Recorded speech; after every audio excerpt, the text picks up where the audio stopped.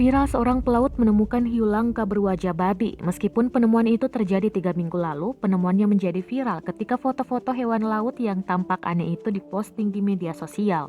Postingan tersebut langsung menuai ratusan komentar, termasuk kritikan dari netizen yang menganggap hiu tersebut sengaja ditangkap dan dibunuh.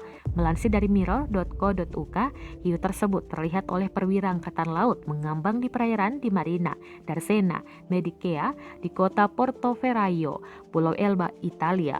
Ketika mereka menariknya keluar dari air, para pelaut menemukan bahwa apa yang tampak pada pandangan pertama sebagai hiu sebenarnya memiliki wajah yang lebih mirip babi. Tapi mereka dengan cepat menghilangkan desas-desus bahwa itu adalah semacam mutan setelah diidentifikasi sebagai hiu kangular yang sangat langka. Kadang-kadang juga dikenal sebagai hiu berwajah babi yang biasanya hidup hingga 2.300 kaki di bawah permukaan. Makhluk itu juga terdaftar dalam daftar merah IUCN sebagai terancam punah yang berarti jarang terlihat.